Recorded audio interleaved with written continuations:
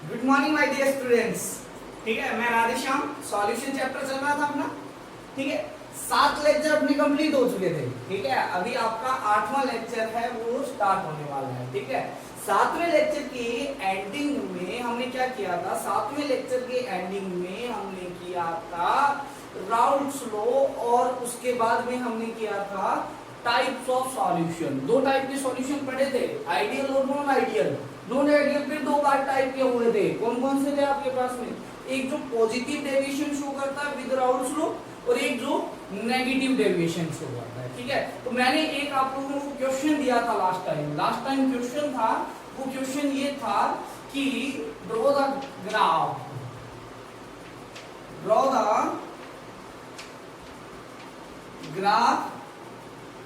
between 1/xa and 1/ya। xa क्या था यहाँ पर? xa था आपके पास में मोल फ्रैक्शन। क्या था आपके पास में? Mole fraction of component A in liquid phase, और ये था वेपर फेज के अंदर मोल फ्रैक्शन। ठीक है, तो हमारे पास में हमने एक फॉर्मूला भी देखा हुआ था। क्या देखा हुआ था? हमने फॉर्मूला देखा हुआ था YA P not A x A divide by क्या आया था? P टोटल आया था ना। ठीक है, अब देखो यहाँ पर हमने अगर इसको किया, एक बार हम करके देखते हैं। ठीक है, तो मैंने क्या किया, 1/xa चाहिए था तो इधर ले आया 1/xa। ठीक है, इज इक्वल टू इधर आ गया P नॉट A अपॉन में क्या आया P, और इधर आ गया 1 अपॉन में क्या आ गया YA। ठीक है, तो कई स्टूडेंटों ने क्या होगा, y इज इक्वल टू ये हो गया m और ये हो गया x, है ना। ठीक है, तो ये स्ट्रेट लाइन हो गई। तो ग्राफ बनाया होगा आप लोगों ने कुछ इस तरीके के, 1/x इधर ले लिया और 1/y इधर ले लिया। ये आंसर है वो क्या है? रॉन्ग। ठीक है, इसीलिए दिया था मैंने। ठीक है, अब ये रॉन्ग क्यों है सर? ठीक क्यों है? क्योंकि ये जो P है ये आपके पास में इन दोनों पे डिपेंड करता है। ठीक है, तो this is variable, this is not constant.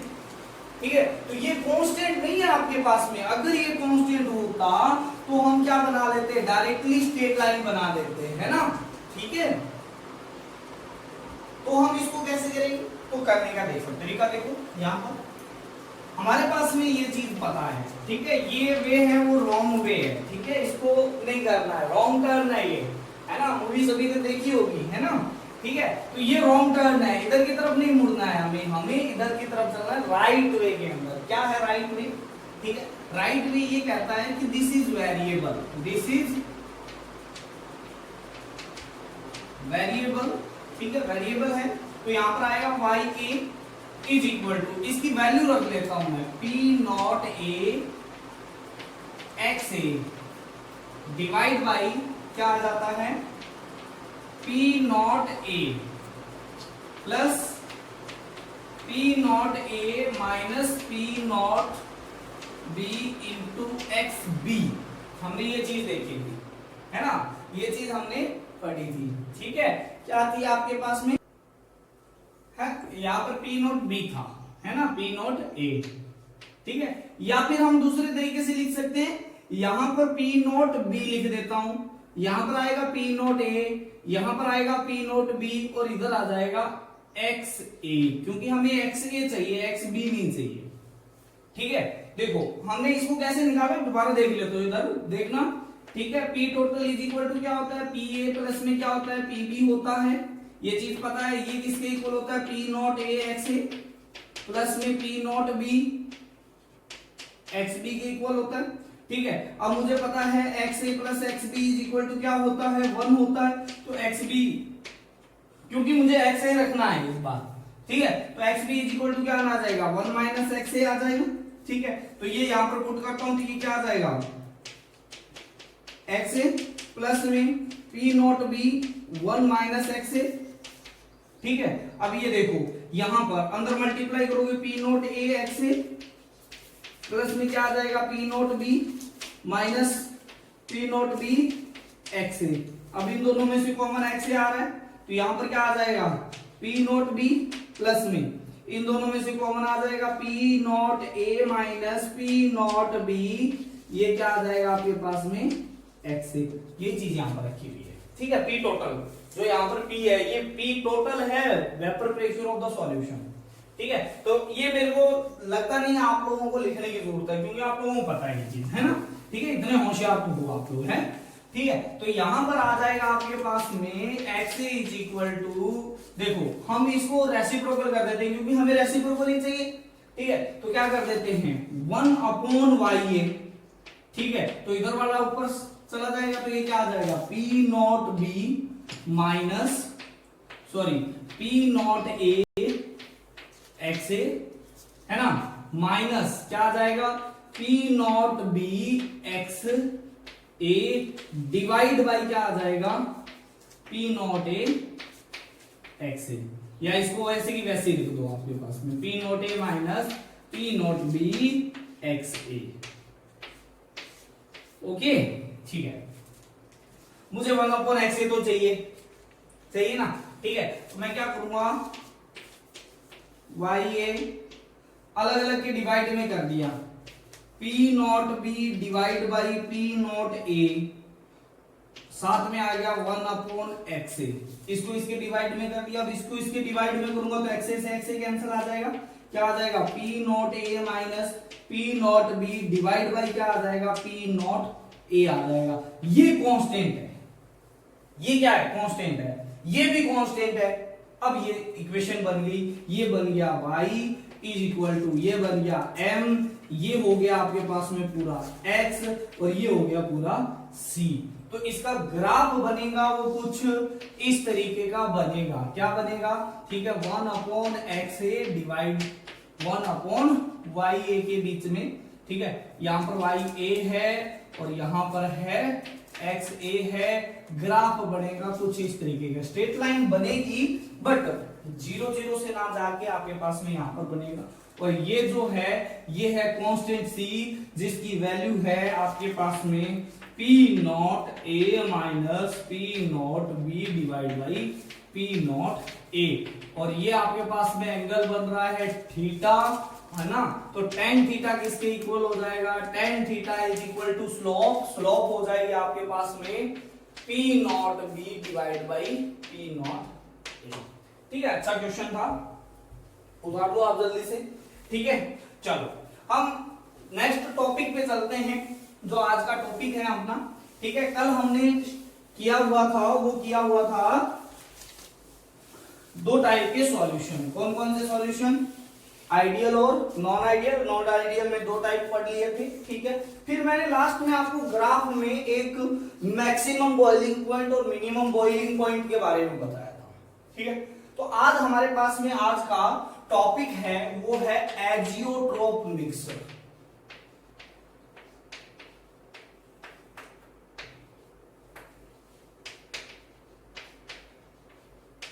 ठीक है। तो एजियोट्रोप मिक्सचर को समझना है आप लोगों को। एजियोट्रोप मिक्सचर वो होता है, देखो मैं आप लोगों को पहले थोड़ा सा आइडिया दे देता हूं, ठीक है। एजियोट्रोप मिक्सचर होता है वो बाइनरी सॉल्यूशन होता है, यानी एक सॉल्यूट होगा, एक क्या होगा सॉल्वेंट होगा। ऐसा नहीं है कि 3-4 को मिला दिया तो बनेगा, 2 ही आपके पास में लिक्विड मिलने चाहिए और दोनों के दोनों आपके पास में क्या होने चाहिए, दोनों के दोनों लिक्विड होने चाहिए, ठीक है। दोनों को मिलाया प्योर फॉर्म में, ठीक है। अब होगा क्या, ऐसा नहीं है कि कुछ भी मिला दिया तो वो एजियोट्रोप बन गया, ऐसा नहीं है। उनकी एक फिक्स परसेंटेज आपस में मिलानी पड़ेगी, यानी फिक्स कॉम्पोजिशन मिलाना पड़ेगा, तब जाके वो एक कांस्टेंट टेम्परेचर पर बॉईल होना स्टार्ट हो जाएगा। अब कांस्टेंट टेम्परेचर क्या हो सकता है, देखो मैं आपको बताता हूं। मान लिया एक आपके पास में लिक्विड ए है और दूसरा लिक्विड है बी, ठीक है, ऐसा मान लेते हैं। इसका बॉइलिंग पॉइंट है मान लिया 50 डिग्री सेंटीग्रेड और इसका है 60 डिग्री सेंटीग्रेड, ठीक है। इन दोनों को मिलाया तो आपके पास में एक आपके पास में सॉल्यूशन बना, मान लिया ये एजियोट्रोप है, मान लिया ये क्या है एजियोट्रोप है। तो क्या पॉसिबिलिटी है, पॉसिबिलिटी है कि या तो जो इसका जो बॉइलिंग पॉइंट आए वो इन दोनों के बीच में आए, या इन दोनों से कम आए या इन दोनों से क्या आए, ज्यादा आए। ठीक है, तो बीच वाला तो हर सॉल्यूशन आपके पास में आता ही आता है। ठीक है, इन दोनों के बीच में आपके पास में तो कोई सी भी कंपोजिशन मिलाओगे, बॉइलिंग पॉइंट लगभग इन दोनों के बीच में ही आता है। बट एक फिक्स कंपोजिशन ऐसी होती है जिस पर जो बॉइलिंग पॉइंट है वो या तो इन दोनों के से कम आएगा या फिर इन दोनों से क्या आएगा, ज्यादा आएगा। इसका एग्जांपल आप इस तरीके से समझ सकते हो कि आपके पास में एक फादर है और एक क्या है आपके पास में मदर है। ठीक है, अब दोनों से क्या हुआ, सन हुआ, कोई भी ऐसा मान लो। ठीक है, अब फादर पढ़े हुए थे, वो पढ़े हुए थे, मान लिया आपके पास में 5 पढ़े हुए थे या मान लो 7 पढ़े हुए थे, 7th क्लास पास की हुई थी। क्या की हुई थी, 7th क्लास। ठीक है, मदर ने आपके पास में 10th क्लास पास की हुई थी। ठीक है, अब सन की पॉसिबिलिटी 12 पास कर सकता है। ठीक है, या फिर क्या कर सकता है, वो उल्लू का पट्टा भी हो सकता है, क्या कर लेगा, 5वीं पास ही हो सकता है। ठीक है, तो इस कंपोजिशन पर अगर आएगा तो क्या हो सकता है आपके पास में, ये 3 पॉसिबिलिटी है, ये 3 क्या है, पॉसिबिलिटी है। ठीक है, तो अगर बॉइलिंग पॉइंट जो सॉल्यूशन बना है किसी फिक्स कंपोजिशन पर, इन दोनों के बॉइलिंग पॉइंट से ज्यादा है तो उसे बोला जाता है maximum boiling azeotrope, maximum boiling azeotrope. अगर बॉइलिंग पॉइंट जो सॉल्यूशन बना है फिक्स कंपोजिशन मिला के, ठीक है, वो उसका बॉइलिंग पॉइंट है वो इन दोनों के बॉइलिंग पॉइंट से कम आ जाए तो उसे क्या बोलेंगे आपके पास में, मिनिमम बॉइलिंग एजियोट्रॉप्स। समझना है? ठीक है, तो एजियोट्रॉप को समझने के लिए हमारे पास में कुछ एक चीजें हैं। ठीक है, क्या क्या है आपके पास में, तो सबसे पहला है बाइनरी सॉल्यूशन। बाइनरी सॉल्यूशन होना जरूरी है। एजियोट्रॉप के लिए क्या होना जरूरी है, बाइनरी सॉल्यूशन। ठीक है, लिक्विड ही क्या होगा, सॉल्यूट होगा, और लिक्विड ही क्या होगा, सॉल्वेंट होगा। ठीक है, हर किसी कंपोजिशन पर एजियोट्रॉप नहीं बनता है। फिक्स कंपोजिशन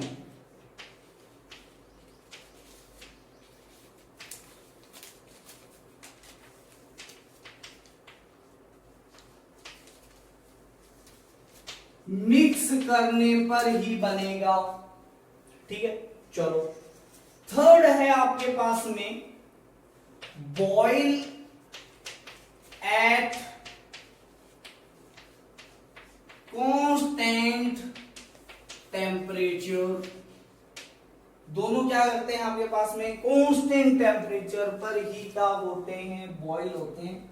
और अगर कांस्टेंट टेम्परेचर पर बॉइल होते हैं, सॉल्यूशन बना वो कांस्टेंट टेम्परेचर पर क्या हो रहा है, बॉइल हो रहा है, तो आपके पास में क्या होगा, mole fraction of component A in liquid phase किसके बराबर होगा, mole fraction of component A in क्या आ जाएगा, वेपर फेज इक्वल आएगा।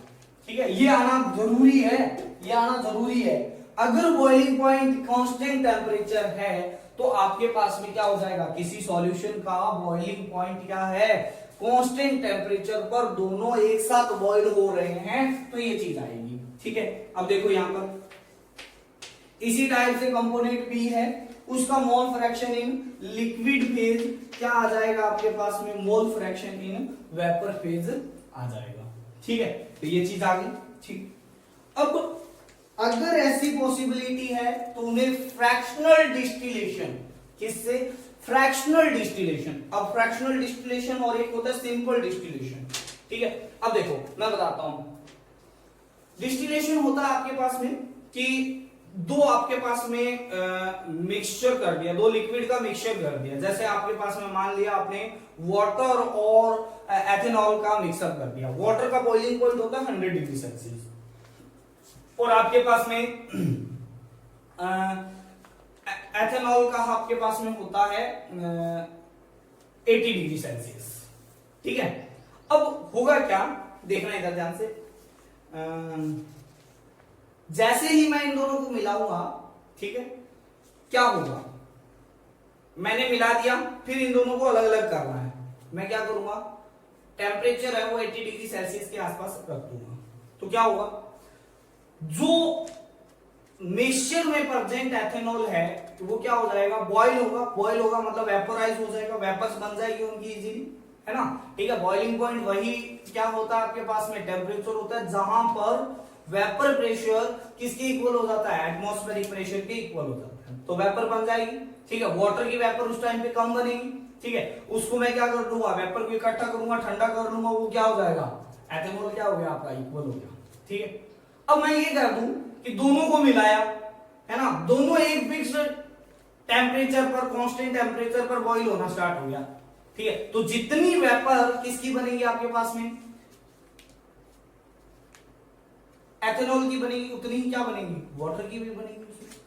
ठीक है, अच्छा, कंपोजिशन दोनों में मोल फ्रैक्शन भी क्या हो जाएगा आपके पास में, इक्वल हो जाएगा। तो मोल फ्रैक्शन इक्वल हो गया। ठीक है, तो आपके पास में उनको fractional distillation, sorry simple distillation से आप क्या नहीं कर सकते, उनको अलग।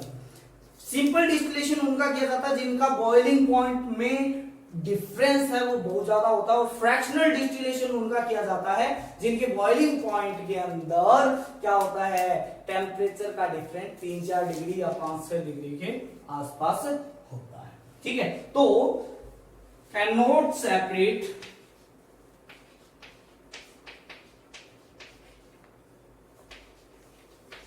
Separated by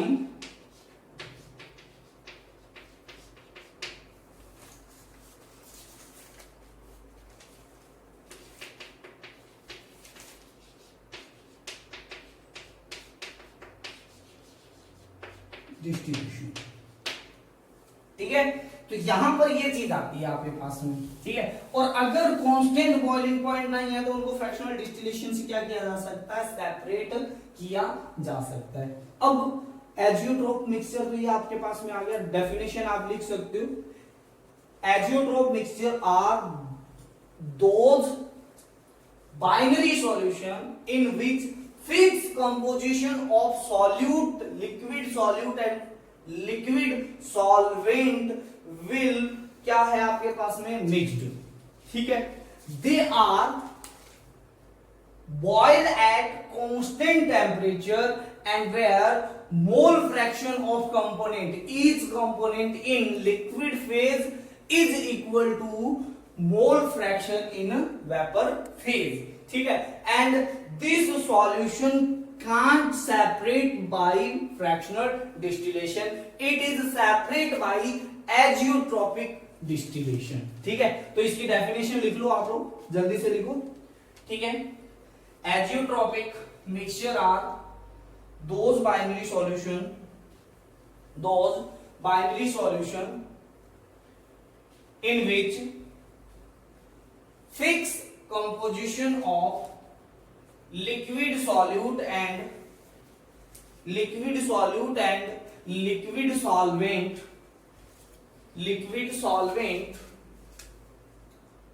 are mixed, and this mixture boils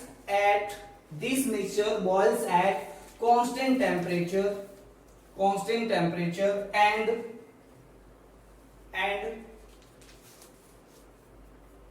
each component have same mole fraction in liquid phase as well as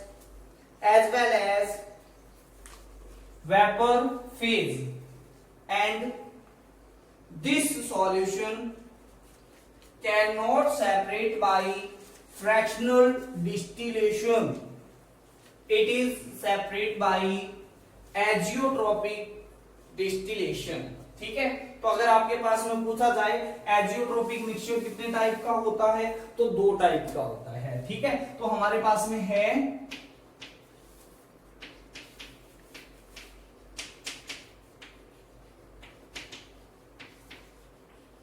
एजियोट्रोपिक mixture, ठीक है, कौन सा होता है? एक होता है आपके पास में मिनिमम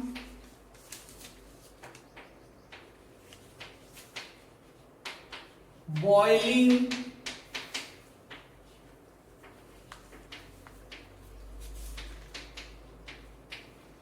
एजियोट्रॉप्स, और सेकंड होता है मैक्सिमम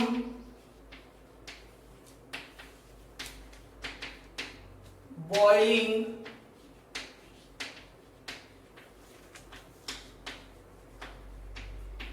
एजियोट्रॉप्स। ठीक है, अगर मैं बात करता हूं मिनिमम बॉइलिंग एजियोट्रॉप की, किसकी बात करता हूं? मिनिमम बॉइलिंग एजियोट्रॉप की। ठीक है, तो आपके पास में it is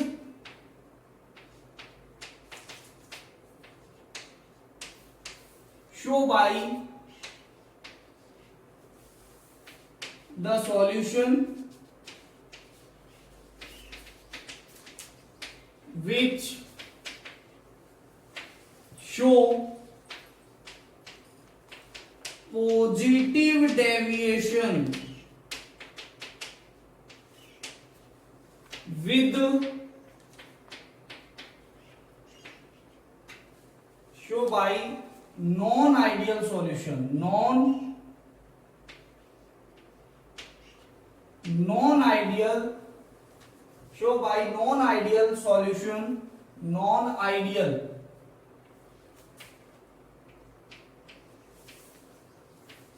solution which show positive deviation with Raoult's law. ठीक है, कैसे देखना यहां पर ध्यान से,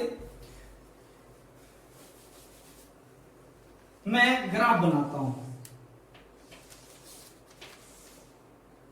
हमने ग्राफ बनाया था ऐसा, ठीक है, ये था आपके पास में क्या था? P नॉट A, ये था आपके पास में क्या था? P नॉट B, यहां पर x A क्या था आपके पास में 1 है ना, यहां पर x A क्या था आपके पास में 0, x B क्या था 1, यहां पर x B क्या था 0, और ये था वेपर प्रेशर। ठीक है, और मेरा जो ग्राफ बना था वो कुछ ऐसा बना था। ठीक है, ये तो था राउल्ट्स लॉ का, जब आपके पास में आइडियल सॉल्यूशन होता है, बट ये तो पॉजिटिव डेविएशन वाला है। तो पॉजिटिव डेविएशन वाला आपके पास में इस तरीके का आता है, मैंने कल बताया था आप लोगों को। अब देखोगे आप लोग तो ये वाला वो पॉइंट है जहां पर वेपर प्रेशर क्या है? मैक्सिमम है। क्या है? मैक्सिमम है। वेपर प्रेशर मैक्सिमम है, तो इस पॉइंट पर बॉइलिंग पॉइंट क्या होगा? मिनिमम होगा। ठीक है, क्योंकि vapour pressure is inversely proportional to boiling point, हम ये पहले चुन।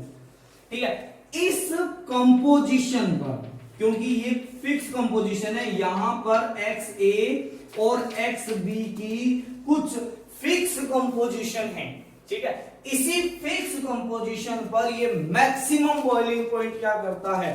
शो करता है। ठीक है, अगर मैं बात करता हूं, जैसे अगर मैं इसी को ग्राफ को जैसे वेपर प्रेशर और मोल फ्रैक्शन के बीच में बनाया हुआ है, ठीक है, इसी को मैं किसके बीच में बनाता हूं? टेम्परेचर, किसके बीच में? टेम्परेचर और मोल फ्रैक्शन के बीच में बनाता हूं। ठीक है, तो ये वाला आपके पास में है, यहां पर है XA इज इक्वल टू 0, यहां पर XA इज इक्वल टू क्या है? 1 है, यहां पर XB इज इक्वल टू क्या है? 1 है, यहां पर XB इज इक्वल टू कितना है? 0 है। ठीक है, अब देखो ये वाला टेम्परेचर होगा जो आपके पास में क्या होगा? बॉइलिंग पॉइंट ऑफ क्या हो जाएगा? TB हो जाएगा, T नॉट B, यानी जो B लिक्विड है उसका प्योर फॉर्म में बॉइलिंग पॉइंट। ठीक है, और ये क्या हो जाएगा आपके पास में? प्योर फॉर्म में आपके पास में T नॉट A हो जाएगा, बॉइलिंग पॉइंट ऑफ क्या आ जाएगा? प्योर फॉर्म में लिक्विड A का। ठीक है, अब होगा क्या? जैसे जैसे मैं क्या करूंगा, इस कंपोजिशन को बढ़ाऊंगा, A का अमाउंट बढ़ाऊंगा, ठीक है, तो A का अमाउंट बढ़ाऊंगा तो वेपर प्रेशर क्या होगा? कम होगा, सॉरी वेपर प्रेशर बढ़ेगा तो टेम्परेचर क्या होगा? कम होगा। ठीक है, तो यहां पर आपके पास में देखो बॉइलिंग पॉइंट क्या हो जाएगा? कम हो जाएगा, एक फिक्स कंपोजिशन पर आके।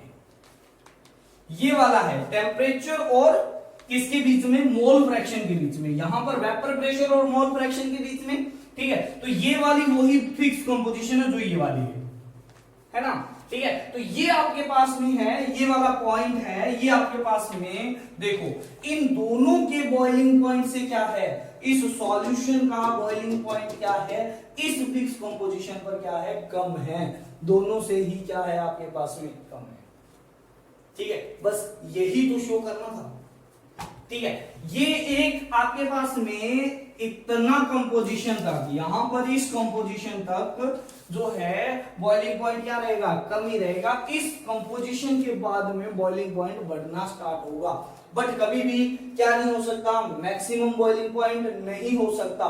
क्यों नहीं हो सकता, क्योंकि ज्यादा से ज्यादा तो क्या हो सकता है, टी नोट ही आ सकता है ना, ठीक है। तो ये कम हो सकता है, तो जो आपके पास में एजियोट्रोप होता है, कौन सा, जो सॉल्यूशन, जो नॉन आइडियल सॉल्यूशन, जो पॉजिटिव डेविएशन शो करते हैं, वो कहीं ना कहीं कोई ऐसी फिक्स कंपोजिशन तो जरूर होती है उनमें, जहां पर मिनिमम बॉइलिंग एजियोट्रोप बनाते हैं, ठीक है। अब देखो बात करते हैं एग्जाम्पल के तौर पे, तो इसका एग्जाम्पल है क्या है, 95.57% है ना, एक्वस C2H5OH, ठीक है। यानी अगर मैं वाटर प्लस में C2H5OH, पॉजिटिव डेविएशन वाला है, आपको पता ही है ये चीज, ठीक है।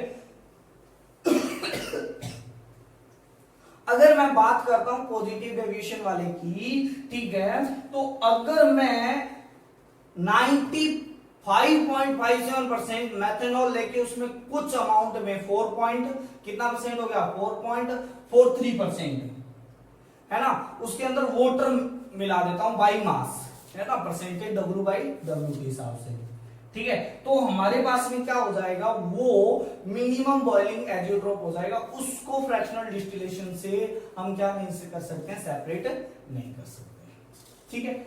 ओके, चलो मिनिमम बॉइलिंग एजियोट्रोप के बारे में चलते हैं, ठीक है। तो मिनिमम बॉइलिंग एजियोट्रोप होता है, ठीक है। तो यहां पर क्या आता है, non ideal solution, non ideal solution which show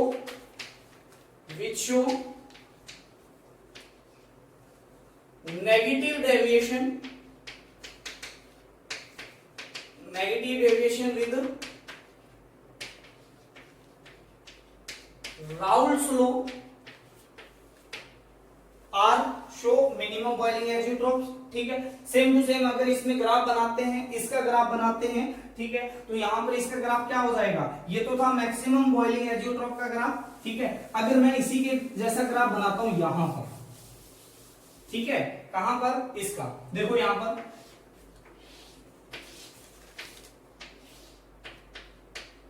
P naught A, P naught B,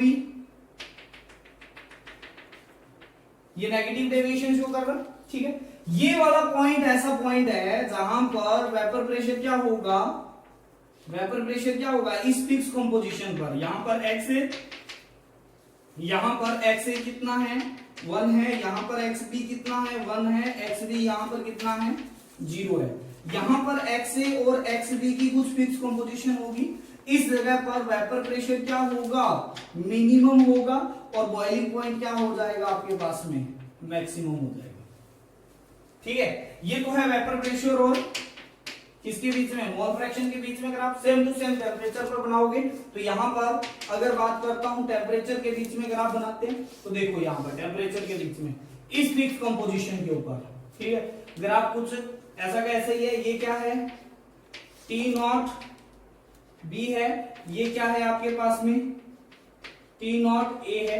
आपको पता है T नॉट A क्या है, boiling point of liquid A in pure form, और T नॉट B क्या है, boiling point of liquid B in pure form, ठीक है। अब अगर आपके पास में देखा जाए, जैसे जैसे वेपर प्रेशर कम हो रहा है, बॉइलिंग पॉइंट क्या हो रहा है आपके पास में, ज्यादा हो रहा है, ठीक है। तो यहां पर इस जगह तक तो बॉइलिंग पॉइंट क्या होगा, बढ़ेगा, फिर आपके पास में यहां पर क्या आ जाएगा, आपके पास में इससे ज्यादा आ जाएगा। देखो ठीक है, फिर क्या हो जाएगा आपके पास में, कम होना स्टार्ट हो जाएगा। ये वाला फिक्स पॉइंट यहाँ पर है, बॉइलिंग पॉइंट क्या है आपके पास में, बॉइलिंग पॉइंट है वो क्या है, मैक्सिमम है। यहाँ पर टेम्परेचर हो, ये वाला टेम्परेचर के बीच में ये टेम्परेचर है, ये मोल फ्रैक्शन चल रहा है। ठीक है, तो इस तरीके से हम एजियोट्रॉप को डिफाइन करते हैं। ठीक है, तो ये आपके पास में इस चैप्टर का दूसरा पार्ट भी खत्म हो गया है। तीनों पार्ट को डिवाइड किया हुआ है इसको। ठीक है, कौन कौन सा पार्ट था, पहला था आपके पास में कंसंट्रेशन टर्म्स। ठीक है, सेकंड था आपके पास में टाइप्स ऑफ सॉल्यूशन के अंदर हमने पढ़ा राउल्ट्स लॉ पढ़ा, सॉल्युबिलिटी पढ़ी, और हमारे पास में टाइप्स ऑफ सॉल्यूशन में आइडियल, नॉन आइडियल और एजियोट्रोपिक मिक्सचर पढ़ा। अभी थर्ड जो पार्ट है वो है कॉलिगेटिव प्रॉपर्टीज।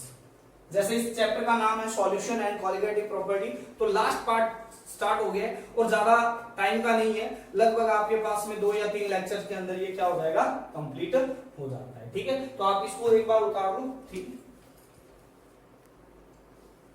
हाँ, तो इसका एग्जाम्पल भी लिख लो आप लोग। ठीक है, एग्जाम्पल है आपके पास में इसका 68% एक्वस HNO3 है ना।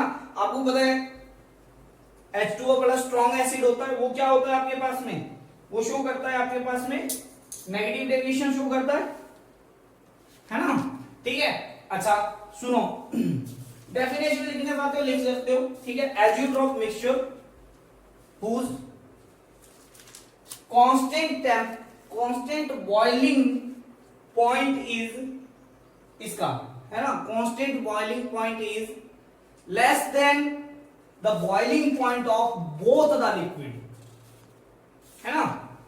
अगर बॉइलिंग पॉइंट दोनों लिक्विड के बॉइलिंग पॉइंट से भी क्या हो, कम हो, तो उसे क्या बोलते हैं, मिनिमम बॉइलिंग एजियोट्रॉप्स। ठीक है, एंड मैक्सिमम बॉइलिंग एजियोट्रॉप्स क्या हो जाएगा, इसकी डेफिनेशन भी लिखना चाहते हो लिख सकते हो। द एजियोट्रॉप मिक्सचर है ना। अब एजियोट्रॉप बोल दिया तो ये सारी कंडीशन आ गई है ना। अगर ये इक्वल नहीं है तो आपके पास में फ्रैक्शनल डिस्टिलेशन पॉसिबल है, बट अगर ये इक्वल हो गई तो आपके पास में फ्रैक्शनल डिस्टिलेशन पॉसिबल नहीं है। चलो बात करते हैं हमारे पास में, नेक्स्ट आगे चलते हैं।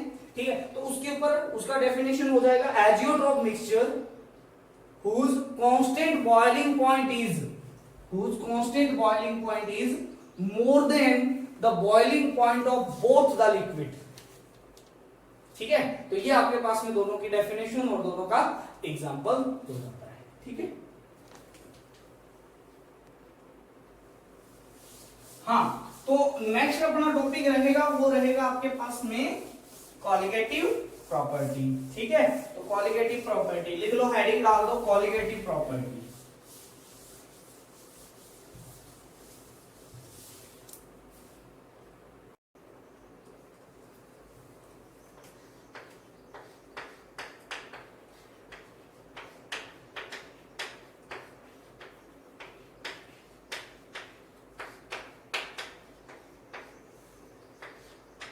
तो नेक्स्ट इंपॉर्टेंट टॉपिक है कॉलिगेटिव प्रॉपर्टीज। शॉर्ट फॉर्म में क्या बोलते हैं, सीपी, है ना, ये सीपी, ये ठीक है, कॉलिगेटिव प्रॉपर्टीज।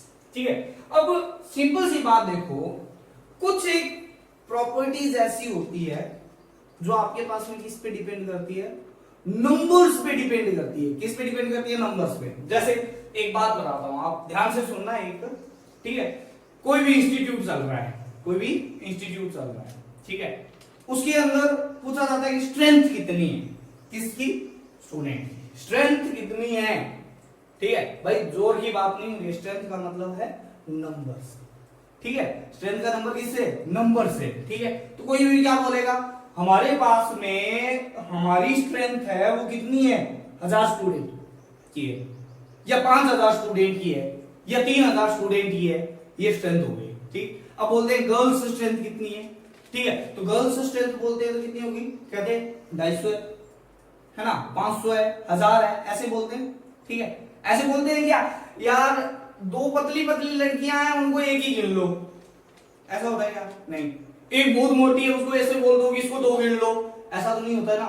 ठीक है, तो हमारे पास में स्ट्रेंथ का मतलब वहां पर इंस्टीट्यूट की स्ट्रेंथ का मतलब है नंबर ऑफ स्टूडेंट से।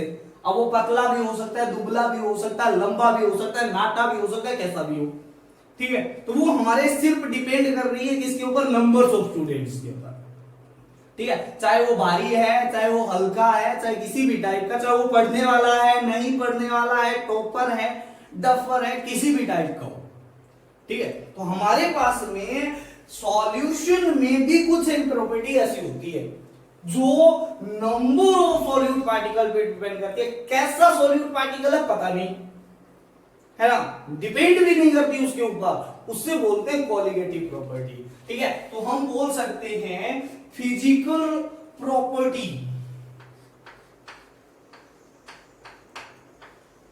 Physical properties of solution which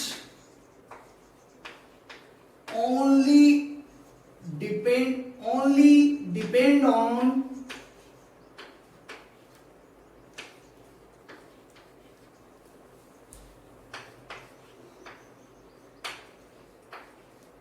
number of solute particle in solution and do not depend on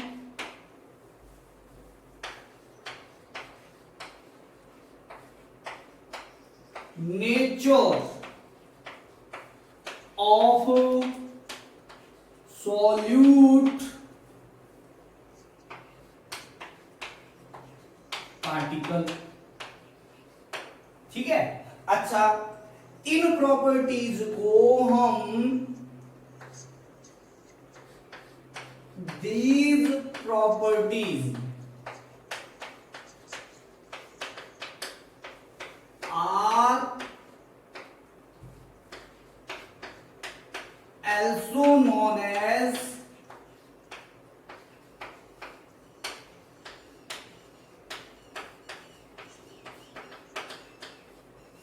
democratic property, ठीक है। इन्हें डेमोक्रेटिव प्रॉपर्टीज भी बोला जाता है। डेमोक्रेसी है, डेमोक्रेसी के अंदर जो ज्यादा नंबर्स होंगे वो ही डिपेंड करते हैं, ठीक है। अच्छा, these properties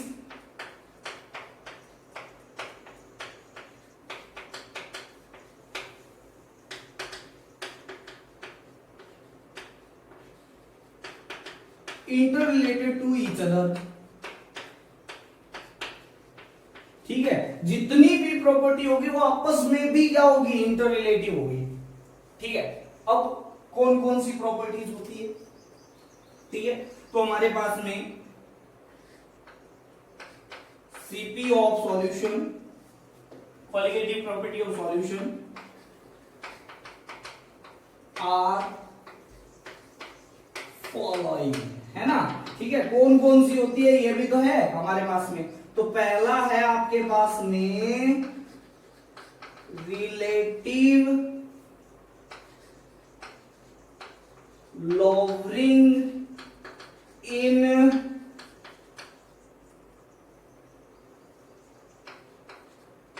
vapour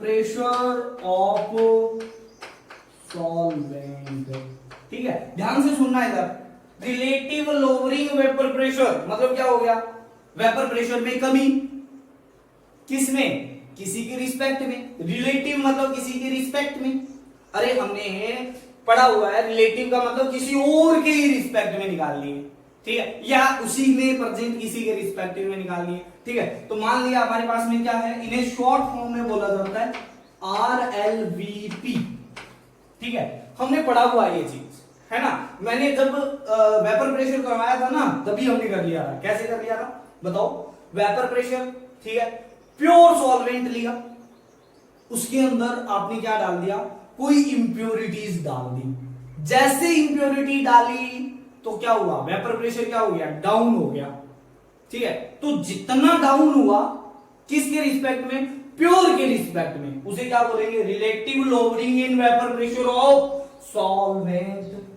short form में बोला जाता है आरएलवीपी। ठीक, चलो सेकंड है आपके पास में, ठीक है, ध्यान से देखना इधर, सेकंड है आपके पास में elevation, elevation in boiling point. ठीक है, होता क्या है, जैसे ही सॉल्यूट डाल दिया बीपी क्या हो गया, सॉल्वेंट का बढ़ गया, उसे क्या बोलते हैं, एलिवेशन इन बीपी। ठीक है, ऑफ सॉल्वेंट, ऑफ सॉल्वेंट, ठीक है, सॉल्वेंट का। ठीक है, थर्ड है हमारे पास में क्या है, depression,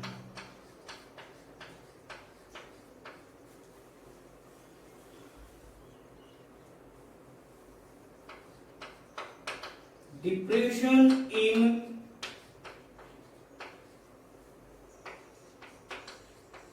freezing point of solvent. ठीक है, इसे डिनोट किया जाता है डेल्टा टी बी, यानी कितना डिफरेंस आया, इसे बोला जाता है डेल्टा टी एफ, एफ का मतलब फ्रीजिंग से, पी का मतलब बॉइलिंग से, टेम्परेचर में कितना डिफरेंस आया। ठीक है, अच्छा चौथी कोलिगेटिव प्रॉपर्टी है, कौन सी है, चौथी कोलिगेटिव प्रॉपर्टी है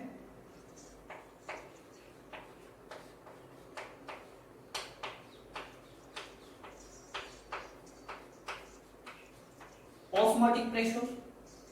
क्या है आपके पास में, ऑस्मोटिक प्रेशर।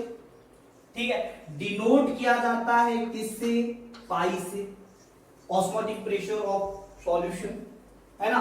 तो इनके बारे में हमें पढ़ना है, ये चार कोलिगेटिव प्रॉपर्टी है और इनके बारे में पढ़ने ही हमारे आपके पास में एक फिर आएगा वॉन्ट ऑफ फैक्टर, जो इन सभी पे क्या करता है, ये सारी प्रॉपर्टी उसके ऊपर डिपेंड करती है। ठीक है, वो लास्ट में पढ़ेंगे अपने। ठीक है, अभी हमारे पास में मेन मकसद हमारा इन्हीं चार प्रॉपर्टीज को पढ़ना है। ठीक है, तो पहले बात तो ये है कि हमारे पास में कोलिगेटिव प्रॉपर्टी है, कोलिगेटिव प्रॉपर्टी है is directly proportional to number of solute particle. ठीक है, अब हमारे पास में है दूसरा हो सकता है number of particle in solution. अब हमारे पास में क्या हुआ, ठीक है, जब हमारे पास में नॉन इलेक्ट्रोलाइट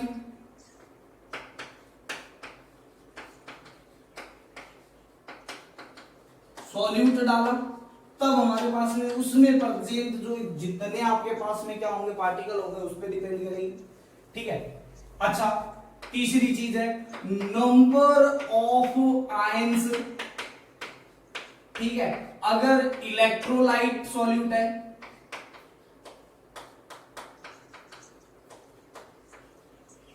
क्या है, इलेक्ट्रोलाइट सॉल्यूट है, तो आपके पास में इस पे डिपेंड करेगी। ठीक है, अच्छा फिर है आपके पास में number of moles of solute.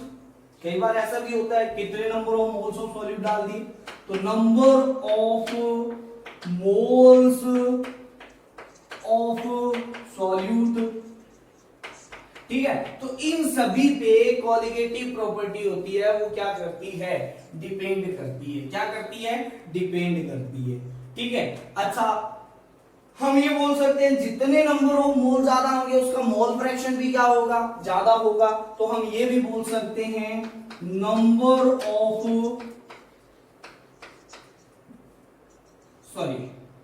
Mole fraction of solute, है ना, मोल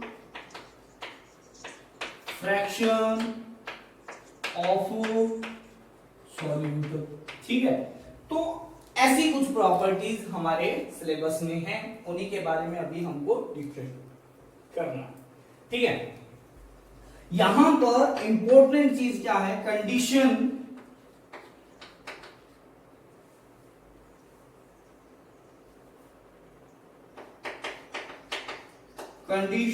for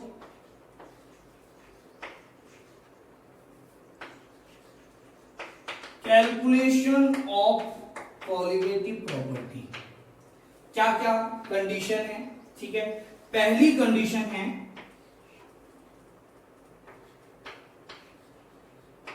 solution must be very diluted, ठीक है। मतलब क्या हो गया कि सॉल्यूशन के अंदर जितना सॉल्यूट डाला हुआ है वो उसका अमाउंट है वो कम होना चाहिए। किसके रिस्पेक्ट में, सॉल्वेंट के अमाउंट के रिस्पेक्ट में, ठीक है। तब हम अच्छे से कॉलिगेटिव प्रॉपर्टी है वो कैलकुलेट कर सकते हैं।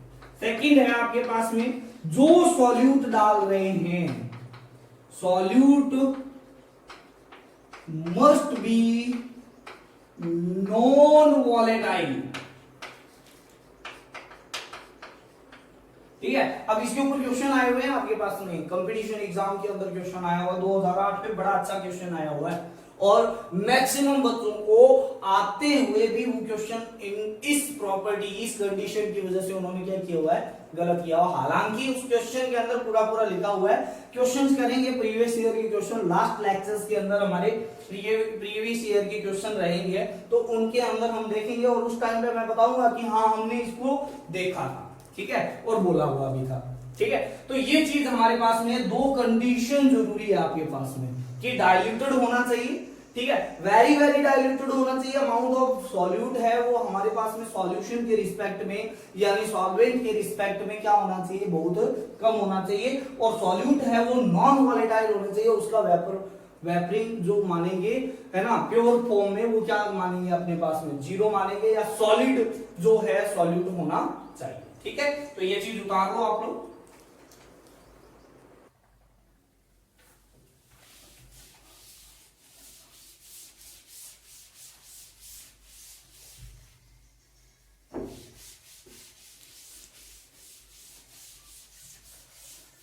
हाँ, तो अब हमारे पास में पहला है, कौन सा है, रिलेटिव लॉरिंग वेपर प्रेशर, ठीक है।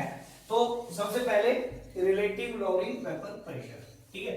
तो पहली कॉलिगेटिव प्रॉपर्टी है रिलेटिव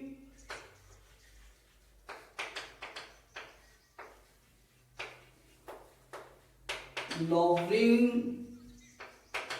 इन वेपर प्रेशर, शॉर्ट फॉर्म में RLVP बोलते हैं, ठीक है। ध्यान से सुनना, इसको ध्यान से देखना, ठीक है, तब जाके समझ में आएगा, ठीक है। वैसे ये चीज कर चुके हैं, हमने क्या किया था, पहले हमने किया था एक लिक्विड ए लिया था, लिक्विड ए लिया था, इसका प्योर फॉर्म में वेपर प्रेशर था P0A, ठीक है। और दूसरा हमने लिक्विड लिया था, कौन सा लिया था आपके पास में, लिक्विड बी लिया था, दोनों ही वॉलेटाइल थे, ठीक है। इसका क्या था, P0B था, प्योर फॉर्म में वेपर प्रेशर। अब ध्यान से देखना, इधर सुनना, अगर मैं ये सॉल्वेंट ले लेता हूं, वॉलेटाइल है, क्या है, वॉलेटाइल सॉल्वेंट है, और नॉन वॉलेटाइल सॉल्यूट ले लेता हूं, क्या ले लेता हूं, नॉन वॉलेटाइल सॉल्यूट, ठीक है। तो हमारे पास में क्या हो जाता है, देखना इधर, दूसरा है P0B को मैंने क्या ले लिया, जीरो ले लिया, है ना, नॉन वोलेटाइल है, क्या है, नॉन वोलेटाइल। तो प्योर फॉर्म में वेपर प्रेशर कितना हो गया, जीरो हो गया। जैसे नमक ले लिया, नमक को पानी में डाल दिया, पानी खाओ तो वेपर प्रेशर होता है कुछ, है ना, बट नमक का थोड़ी होता है, नमक तो सॉलिड है ना, नमक सॉलिड है मतलब क्या हो गया, नॉन वोलेटाइल है, ठीक है। चलो बात करते हैं in a solution if a volatile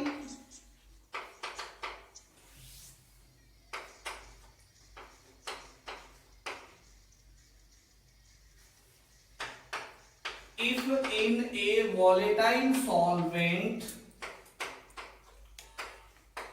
non volatile solute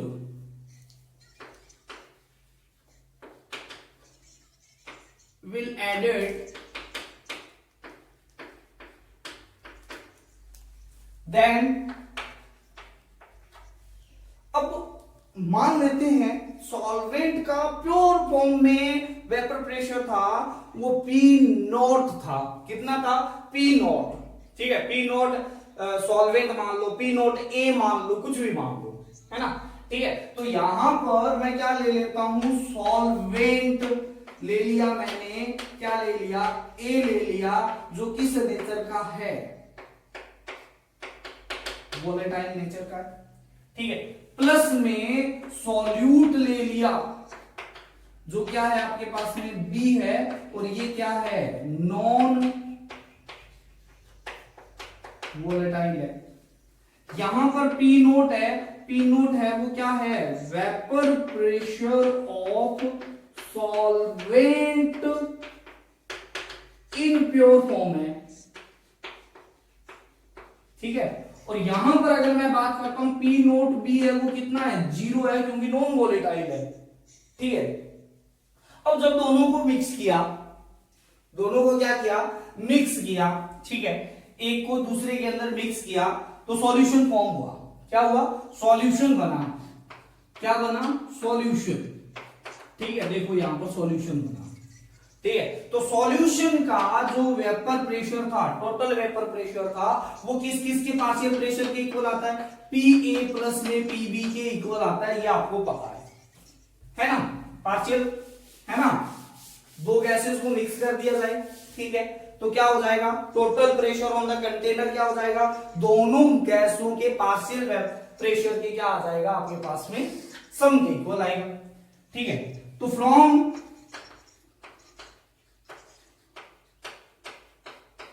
Raoult's law क्या हो जाएगा, Pa is directly proportional to mole fraction of A, है ना। ठीक है, तो यहां पर आ जाएगा P naught A x and Pb किसके बराबर आ जाएगा, P नोट B xb के इक्वल आ जाएगा, जो किसके इक्वल है, 0, क्योंकि 0 इंटू xb मोल फ्रैक्शन कितना आएगा, 0 ही आएगा। ठीक है, तो आपके पास में वेपर प्रेशर ऑफ सॉल्यूशन कितना आ जाएगा आपके पास, ये आ जाएगा P not A x A plus में कितना आ जाएगा, 0। तो यानी P of solution, vapour pressure of solution है वो क्या आ जाएगा, P नॉट A एक्स ए के क्या आ जाएगा, इक्वल आ जाएगा। ठीक है, ध्यान से देखना, solute will added then vapour pressure of solvent क्या हो जाएगा, डिक्रीजेस ड्यू टू, किसकी वजह से, ड्यू टू इंप्योरिटी और आपके पास में प्योरिटी ऑफ सॉल्वेंट।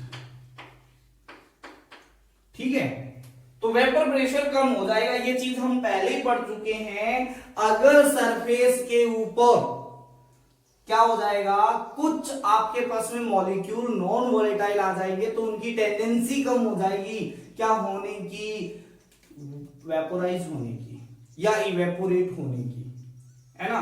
जब इवेपोरेट ही नहीं होगा, वेपोराइज वेपर फॉर्म ही नहीं होगी, तो उसकी वजह से वेपर प्रेशर क्या हो जाएगा, डाउन हो जाएगा। ठीक है, चलो बात करते हैं कि सॉल्वेंट को जो वोलेटाइल है, सॉल्यूट है जो नॉन वोलेटाइल है, इसका वेपर प्रेशर ये था प्योर फॉर्म में, ये इसका प्योर फॉर्म में था, 0 था। दोनों को मिलाया, राउल्स लॉ से हमारे पास में ये चीज आई। ठीक है, अब मेरे पास में मुझे पता है, क्या पता है मुझे ये पता है कि XA plus XB is equal to कितना होता है, 1 होता है। ठीक है, यहां पर XA क्या है, XA is the mole fraction of solvent in solution. ठीक है, और यहां पर XB क्या है, mole fraction of solute in solution. ठीक है या नहीं? ठीक है, अब यहां से x से कितना आया, x से आ जाएगा आपके पास में किसके ऊपर देखो 1 माइनस XB आएगा या नहीं आएगा? ठीक है, इसको इक्वेशन नंबर क्या मान लिया आपके पास में, इसको इक्वेशन नंबर 1 मान लिया। ठीक है, पुट इन इक्वेशन 1। ठीक है, इसको इक्वेशन नंबर क्या मान लिया, 2 मान लिया। अब इक्वेशन नंबर 2 मान लेते हैं इसको। ठीक है, अब देखो यहां पर क्या होगा, ये वाली वैल्यू पुट इन इक्वेशन 2 रख देता हूं, पुट इन इक्वेशन 2, तो देखो क्या आएगा। ओके, है ना, समझ में तो आ रहा होगा सभी को, ऐसा तो है नहीं। ठीक है, पहले भी कर चुके हैं। ठीक है, तो P of solution, vapour pressure of solution is equal to P not A 1 minus XB आया ना। ठीक है, अब देखो ये आ गया PS is equal to P not A minus P not A XA। ठीक है, अब देखो यहां पर ये है प्योर फॉर्म में सॉल्वेंट का वेपर प्रेशर, ये इम्प्योर फॉर्म। ठीक है, तो मैं रीअरेंज करता हूं। ठीक है, तो ये आ जाएगा P not A minus PS is equal to, देखो इसको इधर ले आया, इसको इधर ले आया। ठीक है, तो ये आ जाएगा क्या, P नॉट A XA। ठीक है, अब ये क्या है, ये चीज देखो अपने पास में। ठीक है, ये प्योर फॉर्म में वेपर प्रेशर था सॉल्वेंट का, ये इम्प्योर फॉर्म में क्या है आपके पास में वेपर प्रेशर है। तो इन दोनों का डिफरेंस क्या हो जाएगा, लॉवरिंग इन वेपर प्रेशर। ठीक है, तो जहां पर क्या हो जाएगा P not A minus PS क्या हो जाएगा आपके पास में, लॉवरिंग इन वेपर प्रेशर। कितनी कमी आई है वो यहां पर शो हो रही है। ठीक है, अच्छा अब हमारे पास में तो रिलेटिव निकालना था, रिलेटिव लोअरिंग वेपर प्रेशर निकालना था ना। ठीक है, अब देखो अगर मैं इसको डिवाइड में ले आता हूं तो ये क्या हो गया, एक दूसरे के रिलेटिव में हो गया। किसका, लोअरिंग वेपर प्रेशर, कितना, लोअरिंग वेपर प्रेशर किसके रिस्पेक्ट में, प्योर सॉल्वेंट के रिस्पेक्ट में। ठीक है, तो इसे बोलेंगे रिलेटिव लोअरिंग वेपर प्रेशर। क्या हो जाएगा आपके पास में, P not A minus PS divide by P not A is equal to क्या आ जाएगा, x ऑफ b, सॉरी यहां पर आएगा x ऑफ b, यहां पर भी आएगा x ऑफ b, तो ये आ जाएगा x ऑफ b। ठीक है, अब देखो ये चीज है ना, ये चीज है ना। ठीक है, इसमें P not A minus PS को आप क्या बोल सकते हो, देखो यहां पर PB कितना है, 0 है। ठीक है, तो PS also is equal to, है ना, मैं यहां पर लिख सकता हूं PS also equal to PAB है ना। PS इज इक्वल टू क्या है, PAB है ना, क्योंकि PA की जगह P नॉट A ऐसे लिखा हुआ है ना। ठीक है, तो यहां पर PS लिख दो, PA लिख दो तो भी कोई फर्क नहीं है। ठीक है, या तो यहां पर PS vapour pressure of solution divide by क्या है, P नॉट A है, या फिर हम लिख सकते हैं P not A minus PA divide by क्या आ जाएगा, P नॉट A, है ना। ये दोनों ही चीजें आपके पास में हैं, इसे हम बोलते हैं RLVP। क्या बोलते हैं, RLVP, है ना, क्योंकि PS also is equal to क्या है आपके पास में, PAB। ठीक है, तो ये RLVP है, और RLVP होता क्या है, mole fraction of solute, mole fraction of solute. अच्छा, हमने लास्ट में ये चीज कही थी, colligative property is directly proportional to mole fraction of solute, mole fraction of solute. बस यही चीज है आपके पास। ठीक है, तो हम यहां पर नोट डाल के एक चीज लिख देते हैं, RLVP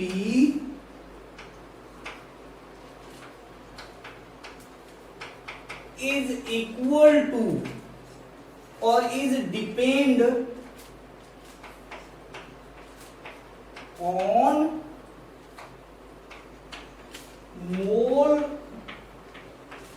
fraction of solute, so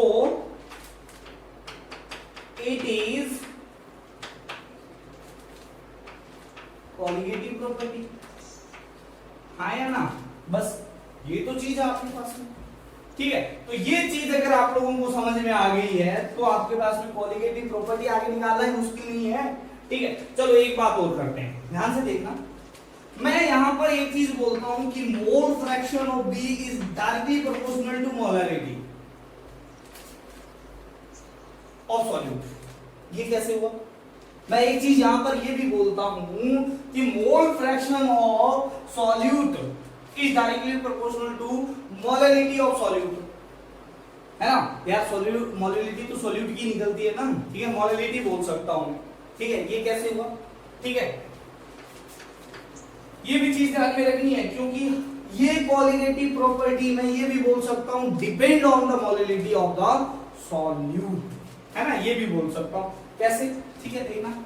मैं क्या लिख सकता हूं, एक्स बी को क्या लिख सकता हूं, X B is equal to N of B divide by N of A plus में एन ऑफ बी, लिख सकता हूं ना, ठीक है। अच्छा,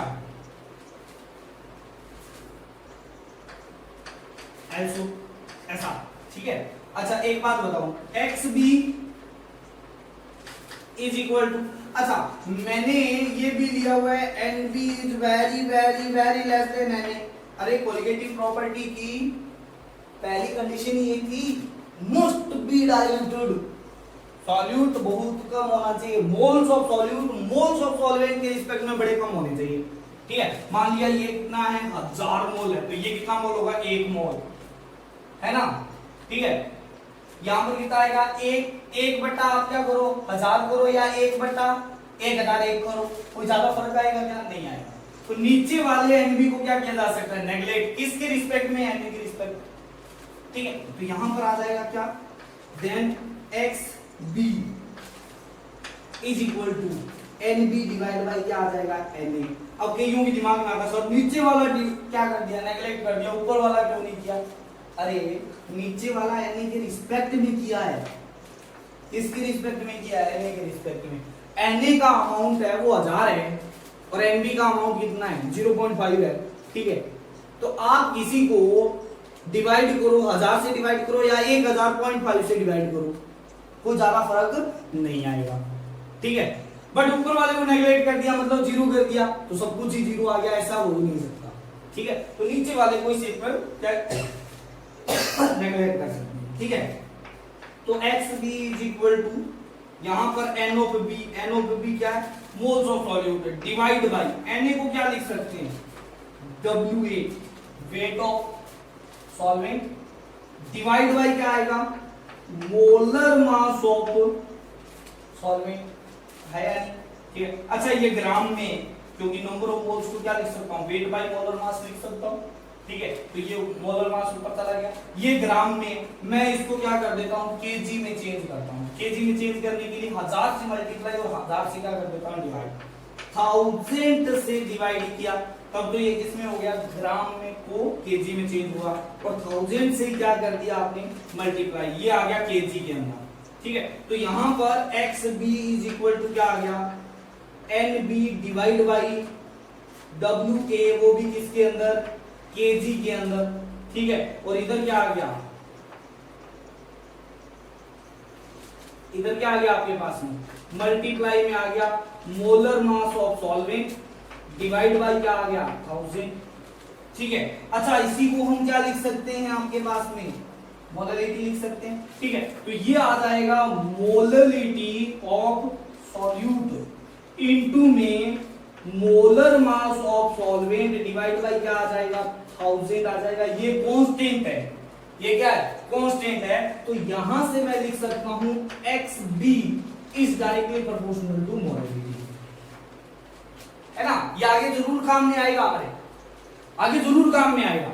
एक बार आप देख लो इसको, अभी यहाँ पर काम नहीं है, हम ये बोल सकते हैं कि RLVP, क्या बोल सकते हैं, RLVP is directly proportional to molality of the solute, ये भी बोल सकते हैं, जरूरी नहीं है ऐसा ही बोला जाए, मोलैलिटी ऑफ सॉल्यूट के डायरेक्टली प्रोपोर्शनल भी होता है, ठीक है, इस चीज को भी ध्यान में रखना है आपको, ठीक है। चलो आगे करते हैं, ठीक है। हाँ, तो ये हो गया एक आपके पास में कॉलिगेटिव प्रॉपर्टी, एक कॉलिगेटिव प्रॉपर्टी आपके पास में होगी, ठीक है। बाकी अपने क्वेश्चन इसके ऊपर एंडिंग में करेंगे सब, ठीक है, जब सारी colligative property, bond of factor सब पढ़ लेंगे ना, ठीक है, तो प्रीवियस ईयर के क्वेश्चन और 2-3 लेक्चर अपने क्वेश्चनिंग पे चलेंगे, ठीक है। तो चलो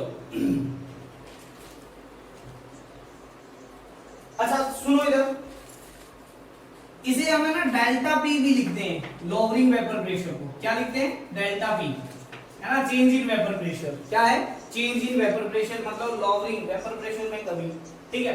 तो it is also equal to directly proportional to mole fraction of B, आगे की दो में यही काम आएगा, है ना। अरे भाई ये क्या है, चेंज इन वेपर प्रेशर, अरे इसको डेल्टा पी से डिनोट कर दिया, है ना, चेंज इन वेपर प्रेशर यानी वेपर प्रेशर में कमी, है ना, कितनी कमी आई वो है आपके पास में, इस डायरेक्टली प्रोपोर्शनल टू क्या है, मोल फ्रैक्शन, किसके, सॉल्यूट के, ठीक है। ये भी चीज आपको याद रखनी है, बड़ी इंपॉर्टेंट चीज है, क्योंकि आगे वाली दो आपके पास में जो कॉलिगेटिव प्रॉपर्टी है उसमें इंपॉर्टेंट है इसका, है ना, ठीक है। तो सेकंड आपके पास में है कॉलिगेटिव प्रॉपर्टी, वो है elevation in boiling point, and next है आपके पास में कौन सा,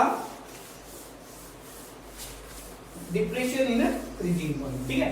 दोनों साथ साथ करते हैं, दोनों क्या करते हैं, साथ साथ, ठीक है। अब आप लोगों को ये तो पता ही होगा, हमने एक ग्राफ किया था vapour pressure versus temperature, vapour pressure versus temperature का ग्राफ किया था, ठीक है, वेपर प्रेशर वर्सेस टेम्परेचर का, ठीक है। तो पहले वो ग्राफ को थोड़ा सा देख लेते हैं, वेपर प्रेशर यहां पर लिया था वर्सेस क्या था, टेम्परेचर, है ना, कैल्सियस कैप्रोन इक्वेशन से आया था ये, ठीक है। क्या था, हमने ये कहा था कि आपके पास में क्या होता है, ऐसा कर्वेचर फॉर्म होता है, ठीक है। अब मैं आपको इसके कुछ और बता देता हूं, ठीक है। ये है रूम टेम्परेचर, ये क्या है, रूम टेम्परेचर मान लेते हैं। जैसे ही रूम टेम्परेचर से टेम्परेचर बढ़ाना स्टार्ट किया, वेपर प्रेशर भी बढ़ेगा, बट कर्व फॉर्म में, किस फॉर्म में, कर्व फॉर्म, ठीक है। मैं वेपर टेम्परेचर को घटाना स्टार्ट करता हूं, घटाना स्टार्ट करता हूं, ये वाला पॉइंट आ जाता है जहां पर होता क्या है, लिक्विड है, ये लिक्विड से यहां पर सॉलिड में कन्वर्ट होना स्टार्ट हो जाएगा, यानी फ्रीजिंग पॉइंट आ गया, क्या आ गया, फ्रीजिंग पॉइंट, ये है फ्रीजिंग पॉइंट, फ्रीजिंग पॉइंट कोई भी सॉल्वेंट है, प्योर सॉल्वेंट है, उसके लिए बात है, ठीक। अब जैसे ही टेम्परेचर और कम करूंगा तो वेपर प्रेशर में जो कमी है वो ऐसे नहीं जाएगी आपके पास में, ऐसे आगे नहीं जाएगा, ठीक है। ये क्या हो जाएगा, थोड़ा टर्न हो जाएगा, और ज्यादा कमी आएगी इस तरीके से, ये आपके पास इस तरीके से, ठीक है। और अगर मैं बोल दूं कि अगर आपके पास में ये इस तरीके से आ जाएगा, जब आपके पास टेम्परेचर हो जाएगा 0 केल्विन ना, ठीक है, तो वेपर प्रेशर भी कितना हो जाएगा, 0 हो जाएगा, क्या हो जाएगा, 0। एब्सोल्यूट टेम्परेचर पर वेपर प्रेशर भी कितना हो जाता है, 0 होता है, चलो ठीक है। अच्छा, यहां पर मैं बढ़ाता गया, यहां पर आ गया आपके पास में बॉइलिंग पॉइंट, क्या आ गया, बॉइलिंग पॉइंट, ये है किसी भी सॉल्वेंट का बॉइलिंग पॉइंट, बीपी, ठीक है। अब इसके बाद में वेपर प्रेशर टेम्परेचर बढ़ाने पर क्या होगा, और तेजी से बढ़ेगा, ये ऐसे नहीं बढ़ेगा, ठीक है, और तेजी से बढ़ेगा, ऐसे आपके पास में क्या हो जाएगा, और तेजी से बढ़ेगा, थोड़ा सा आपके पास में कर्व फॉर्म में आएगा और बहुत ज्यादा तेजी से बढ़ेगा इस तरीके से, ठीक है। तो ये है आपके पास में कुछ इसका ग्राफ, ठीक है। तो हमारे पास में तो हमें सिर्फ इतना ही देखना है इसको, बॉइलिंग पॉइंट तक, ठीक है। और इस टेम्परेचर पर जो आपके पास में वेपर प्रेशर हो जाता है वो 1 एटमॉस्फेरिक प्रेशर के इक्वल हो जाता है ना। बॉइलिंग पॉइंट वो टेम्परेचर होता है जहां पर क्या हो जाता है, जो वेपर प्रेशर है वो एटमॉस्फेरिक प्रेशर की क्या हो जाता है, इक्वल हो जाता है। ठीक है, तो ये बॉइलिंग पॉइंट की डेफिनेशन है, एक्चुअल डेफिनेशन यही है, एक्चुअल डेफिनेशन यही है कि boiling point is those temperature where every solvent और pure liquid have vapour pressure equal to atmospheric pressure. ठीक है, तो वो इसकी प्योर डेफिनेशन है आपके पास में बॉइलिंग पॉइंट। ठीक है, तो हमारे पास में ये दो चीज है, क्योंकि हमें फ्रीजिंग पॉइंट और बॉइलिंग पॉइंट को अभी देखना है। ठीक, क्यों ना हम दोनों एक साथ देखें। ठीक है, तो देखते हैं क्या होता है क्या नहीं होता है। ठीक है, तो देखो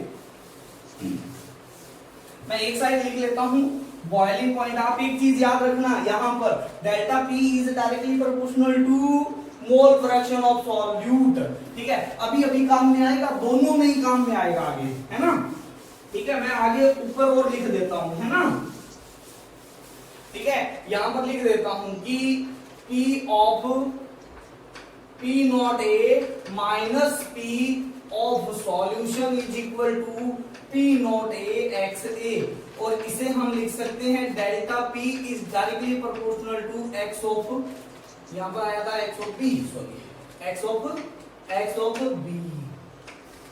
ठीक है, चलो बात करते हैं। मैंने क्या किया, पहले प्योर सॉल्वेंट है, क्या है pure solvent, vapour pressure versus temperature graph. ठीक है, और यहां पर भी मैं ले लेता हूं वेपर प्रेशर वर्सेस टेम्परेचर का ग्राफ।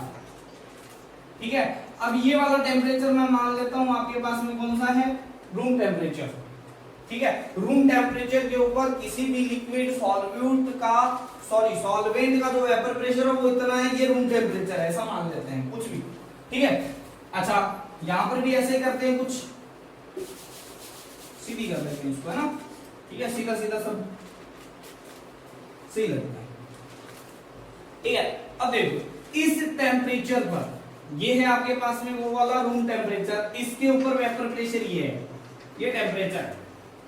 ठीक है, अब होता क्या है, जैसे जैसे मैं टेम्परेचर बढ़ाऊंगा, है ना, टेम्परेचर बढ़ाऊंगा तो आपके पास में वेपर प्रेशर भी बढ़ेगा बढ़ेगा बढ़ेगा बढ़ेगा बढ़ेगा। यहां पर आके ये वाला टेम्परेचर है, जब वेपर प्रेशर है वो किसके इक्वल हो जाएगा, 1 एटीएम के इक्वल, एटमॉस्फेरिक प्रेशर के इक्वल हो जाएगा। तो इस टेम्परेचर को मैं क्या बोलूंगा, इस टेम्परेचर को मैं बोलूंगा बॉइलिंग पॉइंट।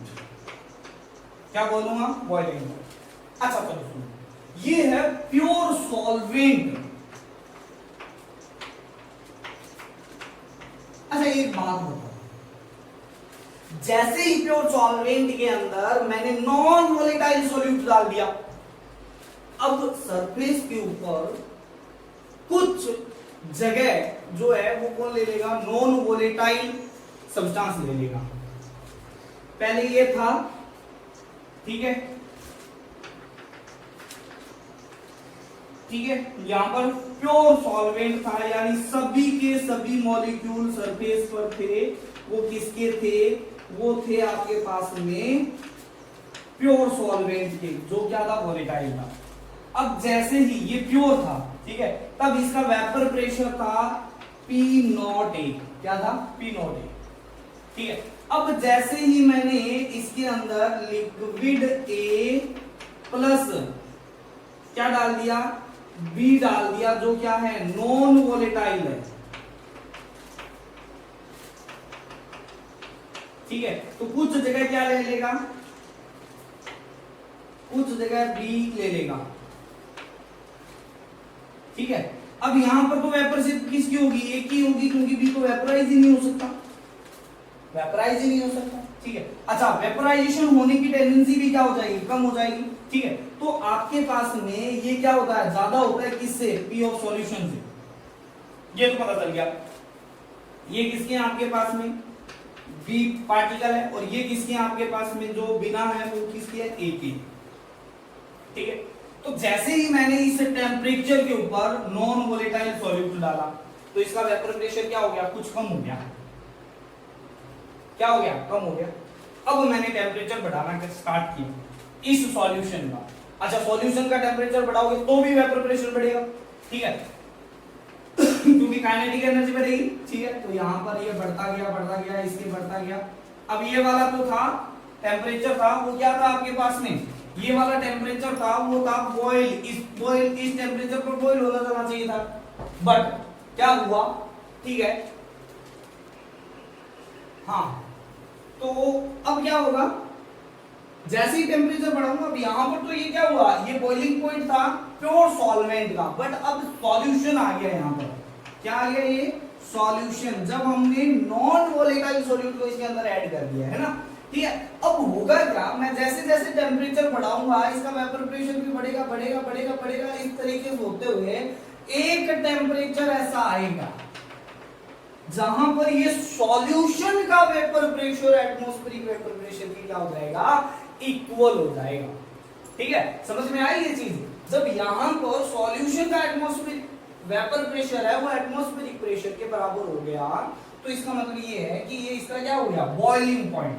तो ये था boiling point of pure solvent T not be, और ये है TB, है ना, बॉइलिंग पॉइंट ऑफ सॉल्यूशन। अच्छा, ये जितना एलिवेशन हुआ है, जितनी टेम्परेचर में ये बढ़ोतरी हुई है, इसे बोलते हैं delta TB, elevation in boiling point. किस पे डिपेंड कर रहा है? अरे वाह भाई वाह, ये तो सॉल्यूट डाला तब जाके बढ़ा, है ना, तो सॉल्यूट पार्टिकल पर डिपेंड कर रहा है। ये भी प्रूव करते कि नंबर ऑफ पार्टिकल पर ही डिपेंड कर रहा है ना, सॉल्यूट ये नंबर ऑफ पार्टिकल पर ही डिपेंड कर रहा है, ये देखते हैं, ठीक है। तो मुझे ये पता है, क्या पता है, ठीक है, वी नो दैट, ठीक है, क्या है, सेकंड है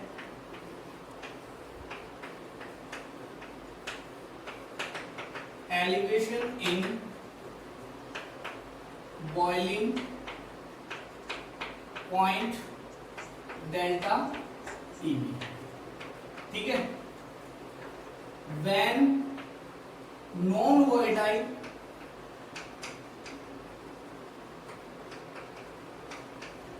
solute added in pure solvent, then vapor pressure is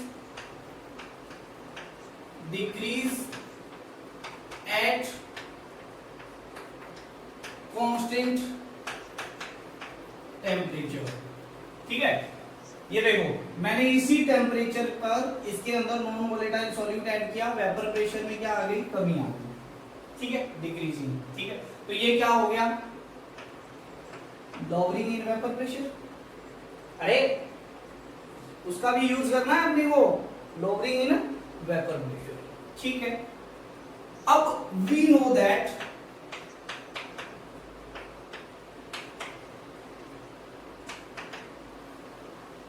क्या है, डेल्टा टी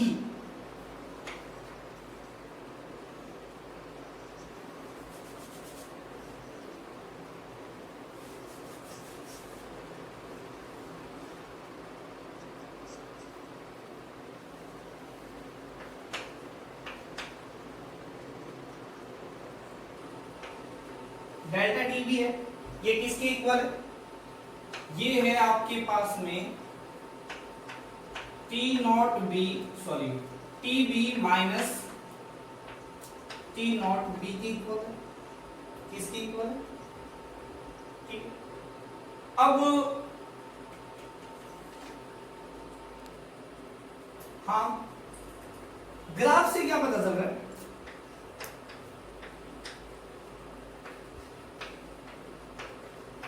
ग्राफ से क्या पता चल रहा है, ग्राफ से पता चल रहा है कि delta T is directly proportional to delta P, lowering vapour pressure, भाई है ना, कांस्टेंट टेम्परेचर पर, ठीक है।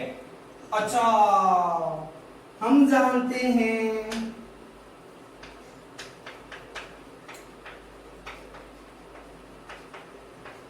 Delta P is directly proportional to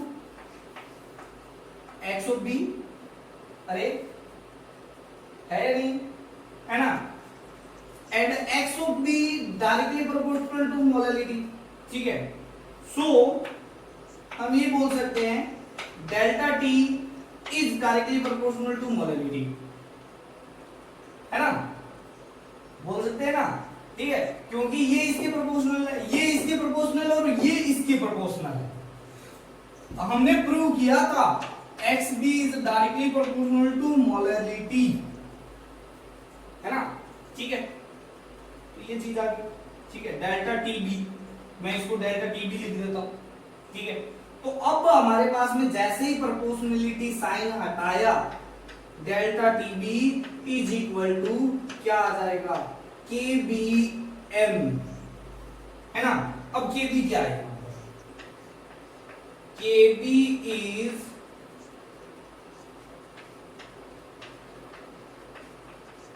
elevation in BP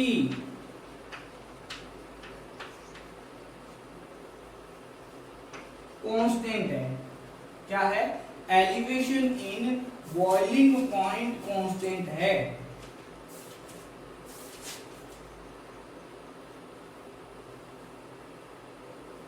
ठीक है, चलो बात करते हैं हमारे पास में, इसे हम क्या बोलते हैं,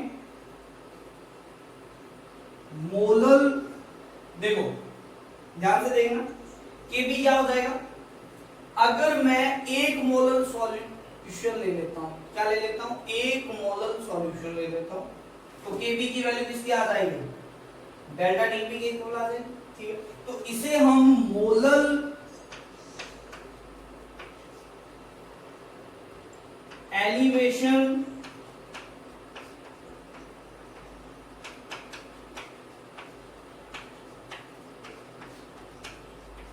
कांस्टेंट भी बोलते हैं। ठीक है, इसे हम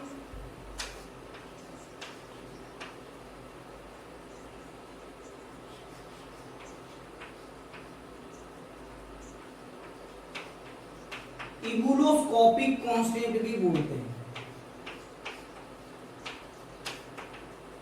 ठीक है, तो ये चीज, एक चीज आ गई, हम ये बोल सकते हैं कि delta TB is directly proportional to molality of solution.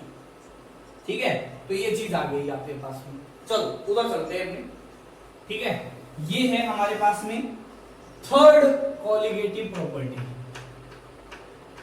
Third colligative property वो क्या है, डिफ्रेक्शन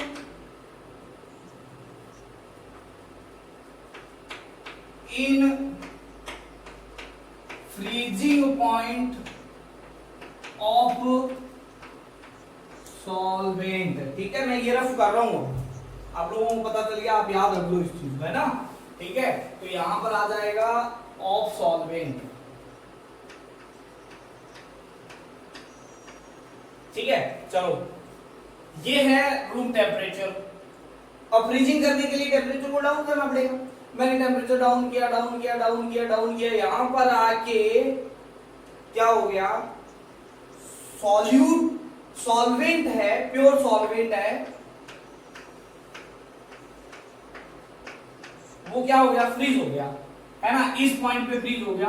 अब जैसे ही टेम्परेचर और कम करूंगा, और ज्यादा तेजी से क्या हो जाएगा, वेपर प्रेशर में क्या आएगी, कमी आएगी। ठीक है, इस तरीके से आएगी। तो this point is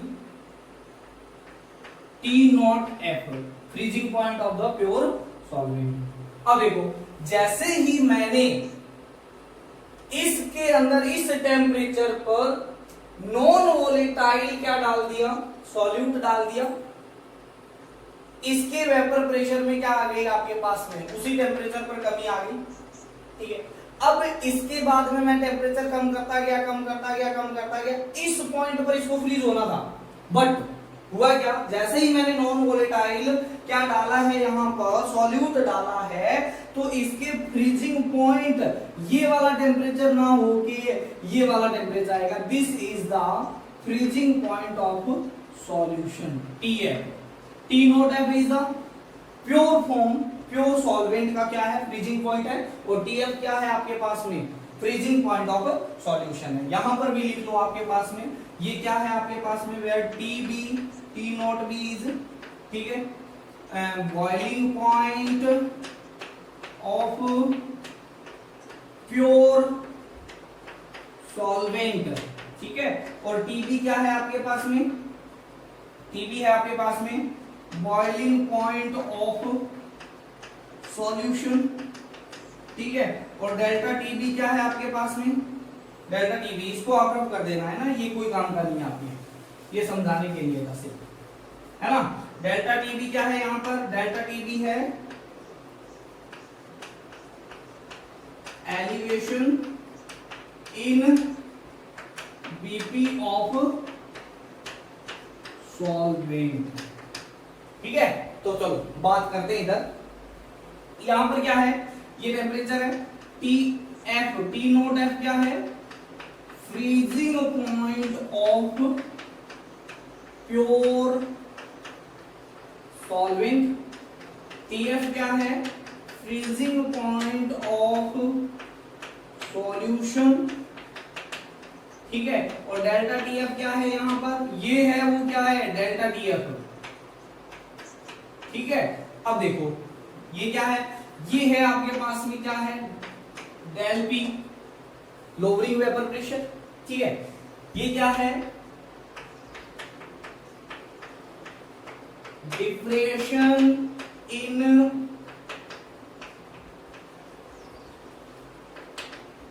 freezing point of solvent, इतनी कमी आ गई फ्रीजिंग पॉइंट में, ठीक है। अब देखो, ठीक है, व्हेन नॉन वोलेटाइल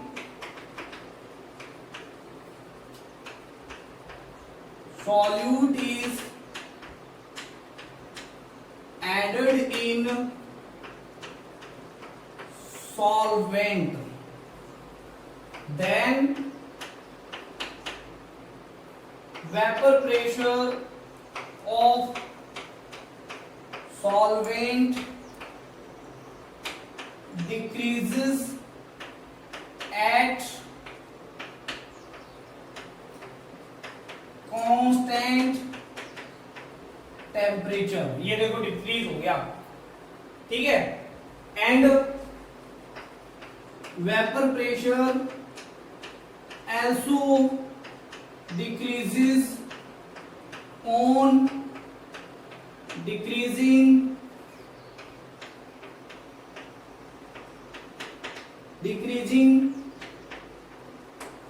टेम्परेचर, ये भी पता है, ठीक है। अच्छा चलो यहां पर ये भी हो गया, vapour pressure increasing on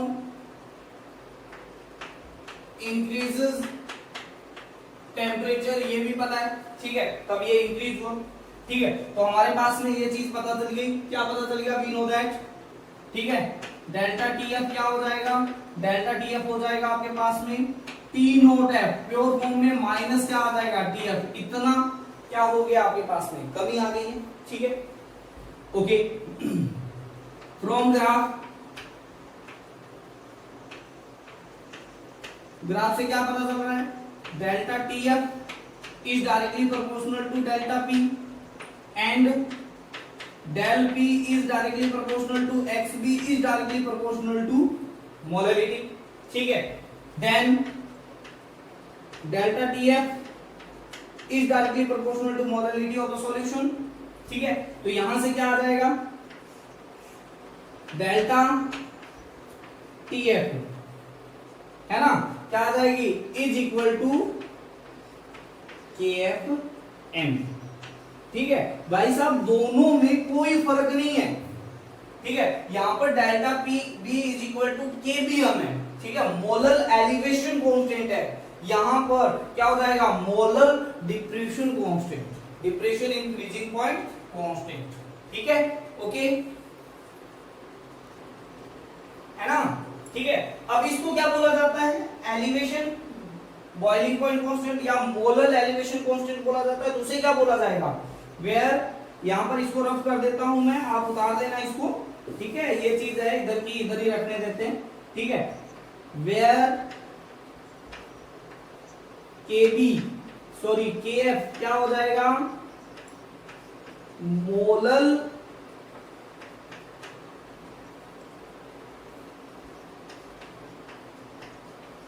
depression constant हो जाएगा ना, ठीक है। इसे हम और क्या बोलते हैं,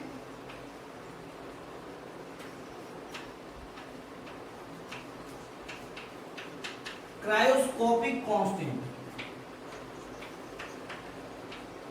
ठीक है। अब हमें पढ़ना है केबी और के एफ के बारे में, है ना। केबी और के एफ किस पे डिपेंड करता है, इसकी यूनिट क्या होती है, कैसे इसको निकाला जाता है अलग अलग सॉल्वेंट के लिए, या किस पे डिपेंड करता है, वो चीज है, ठीक है। तो नेक्स्ट अपना टॉपिक है वो है, ठीक है, जल्दी से उतार लेना इसको, ठीक है ना। तो एक बात तो क्लियर हो गई, क्या बात क्लियर हो गई, जैसे ही मैंने प्योर सॉल्वेंट के अंदर क्या डाला, प्योर सॉल्वेंट के अंदर अगर मैंने नॉन वोलेटाइल सॉल्यूट डाल दिया, तो फ्रीजिंग पॉइंट तो उसका क्या हो जाएगा, डिक्रीज हो जाएगा, ठीक है। डिक्रीज होने का मतलब क्या है, ठीक है, पहले मान लिया एक जो सॉल्वेंट था वो 100 डिग्री सेल्सियस पर क्या हो रहा था, बॉईल हो रहा था, क्या हो रहा था, बॉईल हो रहा था।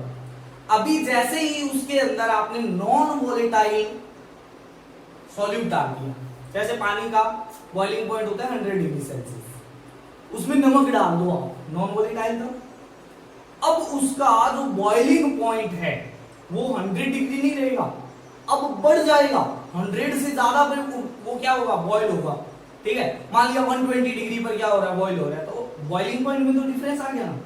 इसी टाइप से अगर मैं क्या कर देता हूं, आपने देखा होगा, अगर मेरे को बर्फ को पिघलने से क्या करना है, रोकना है, तो उसके ऊपर नमक छिड़क दो, क्यों, नमक छिड़कने से उसका बॉइलिंग पॉइंट क्या हो जाता है, डिक्रीज हो जाता है। जहां पर 0 डिग्री सेल्सियस पर वो क्या हो रही थी, आपके पास में जम रही थी या पिघल रही थी, अभी वो क्या हो जाएगी आपके पास में, माइनस में चली जाएगी, उसका जो फ्रीजिंग पॉइंट है वो क्या हो जाएगा आपके पास में, कम हो जाएगा, और ज्यादा कम हो जाएगा, ठीक है। तो अब हमारे पास में बात कर रहे हैं केबी, केबी है ना, यहां पर हेडिंग डाल देना केबी और एक साइड डाल देना केएफ, ठीक है। केबी, केबी को बोलते हैं मोलर एलिवेशन कांस्टेंट, ठीक है, और इसे क्या बोलते हैं,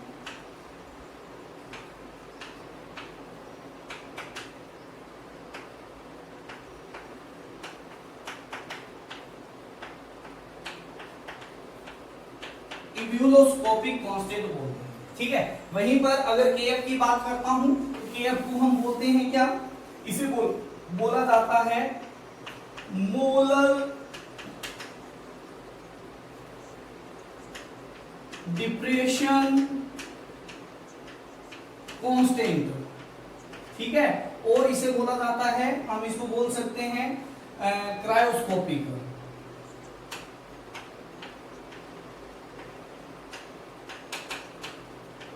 कांस्टेंट, ठीक है। अब इसकी यूनिट क्या होती है, पहले तो यूनिट देखते हैं, ठीक है। तो पहले यूनिट,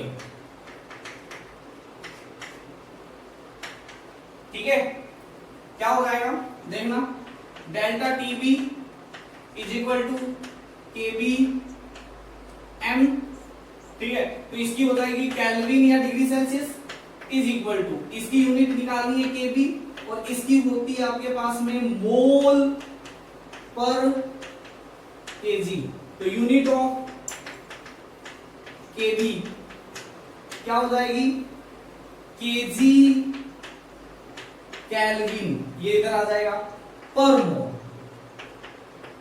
ठीक है। इधर अगर हमारे पास में आता है, इसकी बात करते हैं, तो यूनिट, ठीक है, क्या आ जाएगा, यूनिट ऑफ के एफ। तो बात करते हैं, देखना इधर ध्यान से, delta T F is equal to K F M, ये हो जाएगा केल्विन, ये क्या हो जाएगा आपके पास में, इसकी यूनिट निकालनी है, और ये हो जाएगा मोल पर केजी, है ना। ठीक है, अब देखो unit of K F is equal to हो जाएगा केजी केल्विन पर मोल, है ना, ये चीज आ जाएगी। ठीक है, इस चीज को ध्यान में देखना, अभी यूनिट दोनों की इंपॉर्टेंट भी है। चलो बात करते हैं यूनिट आगे, डेफिनेशन। ठीक है, अगर मैं 1 मोलर, है ना, क्या हो जाएगा, elevation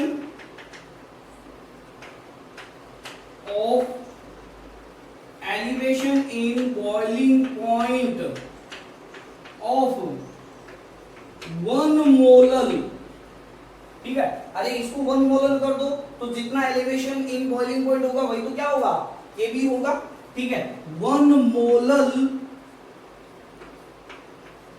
solution is K B, यानी मोलरिटी क्या कर दी, 1 कर दी, तो delta T B is equal to क्या आ गया, के बी आ गया। ठीक है, अच्छा इधर भी यही चीज आ जाएगी। ठीक है, क्या हो जाएगा, diffraction in freezing point of 1 molar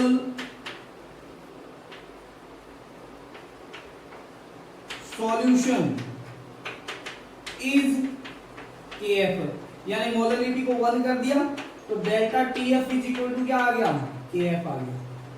ठीक है, चलो देखते हैं यहां पर, K B value of K B is different for different solvent. ये सॉल्वेंट के नेचर पे डिपेंड, सॉल्यूट पे नहीं, सॉल्वेंट। ठीक है, same to same value of K F is different for different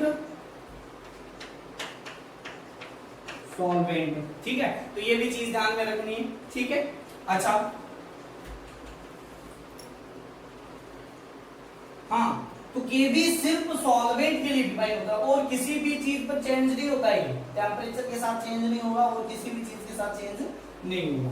ठीक है, जैसे ही सॉल्वेंट चेंज हो जाएगा चेंज हो जाएगा। तो Kb को निकालने का, किसी भी सॉल्वेंट के लिए अगर निकालना है तो Kb इज इक्वल टू क्या हो जाता है, T0B का स्क्वायर, ये है प्योर सॉल्वेंट का बॉइलिंग पॉइंट। ठीक है, इनटू R, R क्या, गैस कांस्टेंट। ठीक है, इनटू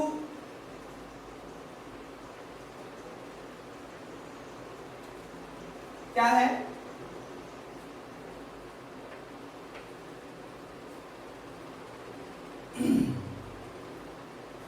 मोलर वेट, है ना। ठीक है, मोलर वेट ऑफ सॉल्वेंट, है ना।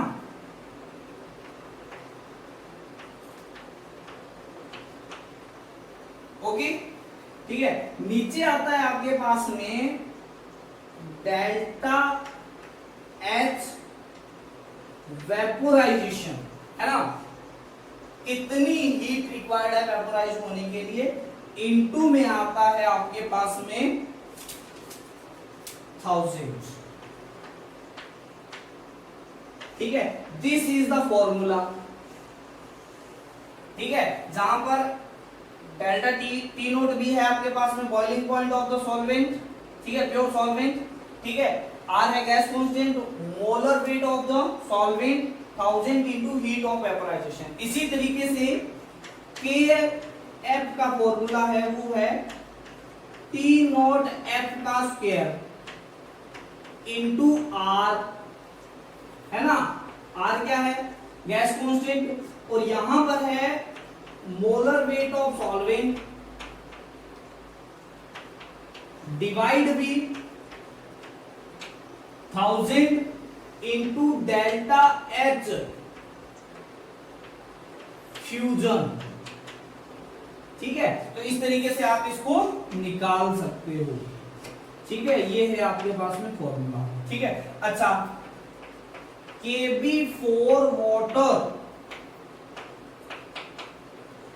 ठीक है, तो अब डेल्टा टी नोट भी क्या रखोगे यहाँ पर 373, क्योंकि बॉयल कितने पे होगा 373, आर कितना आ जाएगा 2, है ना, कैलोरी के अंदर रखोगे। अगर आपके पास में एटीएम में लिखोगे तो यहाँ पर क्या आएगा आपके पास में, एटीएम पर लीटर पर मोल पर केल्विन में रखोगे तो यहाँ पर है 8.31 0.0821, है ना। ठीक है, ये आ जाएगा 18, यहाँ पर 1000 हीट ऑफ वेपराइजेशन आ जाएगा 540 इंटू में मोलर वेट, है ना 18। ठीक है, तो 18 से 18 कैंसिल, इस तरीके से निकालोगे तो ये आएगा 0.52 केजी पर केल्विन पर मोल, केजी केल्विन पर मोल, है ना। ठीक है, इसी तरीके से KF4 वाटर, है ना, कितना आएगा 1.86 केजी केल्विन पर मोल। अब है ना, ये चीज तो थी आपके बोर्ड के रिगार्डिंग। ठीक है, अब कुछ एक चीजें नेक्स्ट क्लास में करेंगे और मैं आपको एक नेक्स्ट तरीका बताऊंगा इसको प्रूव करने का। ठीक है, जो आपको शायद कहीं नहीं मिलेगा, यूट्यूब पे और बुक्स के अंदर कहीं नहीं मिलेगा। ठीक है, इसका एक नेक्स्ट तरीका है। ठीक है, वो हम करेंगे नेक्स्ट क्लास में। ठीक है, तो आज का लेक्चर इतना ही है, थोड़ा लंबा हो गया है, बट आप लोग इसको पूरा देखना। ठीक है, okay, have a nice day.